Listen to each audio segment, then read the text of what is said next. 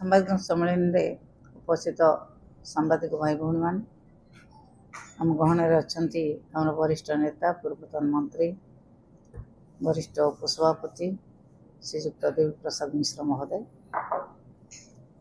ଆପଣମାନେ गोटे कथा देखुचंती जे बिजुबाबू विरुद्ध रे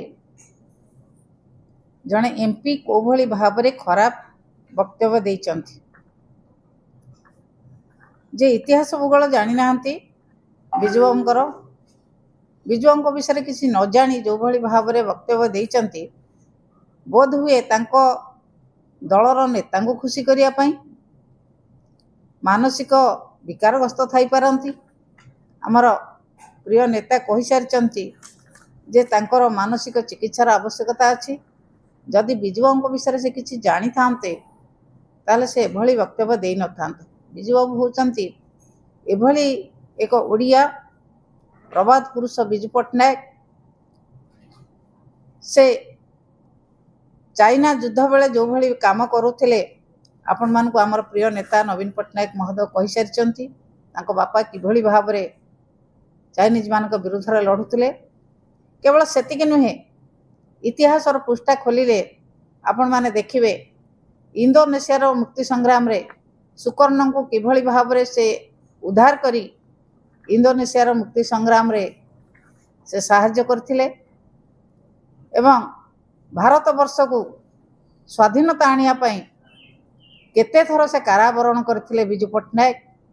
एक कथा आपण माने समस्ते इतिहास रे जानिचंती जे न जानिथिबा लोकटिए बिजू पट्टनायक भली लोकों को एभली भाषा कहिबो आकु प्रत्येक ओडिया सुनिबे ये बहुत कष्टदायक कथा।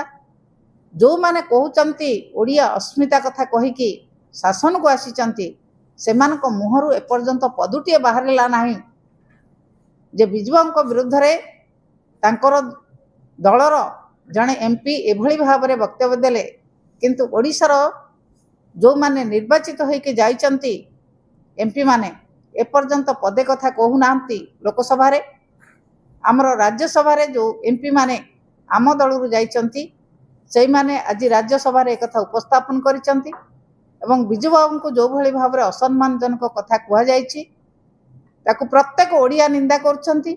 ओडिशार प्रत्येक मनीषों प्रति यह कष्ट देइछि। सारा भारत वर्ष रे प्रभु जगन्नाथ ना कहले जेभली भाव में ओडिया माटी को चिन्हती बिजू पट्टनायक ना कहले ओडिशा को चिन्हती। बिजू पट्टनायक होचंती एई भली जने नेता जहां को देखा करिया पई सेतबेलर प्राइम मिनिस्टर ओडिशा भवन आसुथिले एभली जने नेता आउ केही ओडिशा सृष्टि ही नाहंती एवं से जेतेबेले देहत्याग कले तांको उपरे रशियार जातीय पताका इंडोनेशियार जातीय पताका भारत वर्षर जातीय पताका तीनोटी राष्ट्रर जातीय पताका तांको उपरे पड़िथिला। तांकु एभली असम्मानजनक कथा जने झारखंड एमपी एभली असम्मानजनक कथा कहिबा एक निंदनीय कथा। जो भली भाव में से असम्मानजनक कथा कहिचंती से लोकों पाखरे क्षमा मागंतु ओडिया जाति पाखरे क्षमा मागंतु एवं जो भली भाव में से दिल्ली रे प्रेस भाई भाई मान को कहिचंती सारा भारत वर्ष रे जो सम्मान बिजुबाबूंकर अछि से सम्मान को क्षुण्ण कला भलिया कथा कहिचंती। हुए तो कौटी बीजेपी तांको नेता को खुशी करिया पई से कहि थाई पारंती सेथिरे से क्षमा मागंतु तुरंत एक कथा को विड्र करंतु एवं प्रत्येक भारतवासी पाखरे ओडिया लोकों पाखरे से क्षमा भिक्षा करंतु। नते बिजू जनता दल आकु सहजरे ग्रहण करी नाही कि करि परिबो नाही। बिजू जनता दल साधारण लोकों पाखक जीव एवं बिजू जनता दल तार दृढ़ निंदा करुछि। जो भली भाव में निशिकांत दुबे असम्मानजनक कथा ओडिया माटी को ओडिया बरपुत्र को ओडिया जाति को असम्मान करचंती ताकू आमे समस्त निंदा करुछु। तुरंत एक कथा को से उड्र करंतु एवं भारतवासी पाखरे ओडियावासी पाखरे क्षमा मागंतु।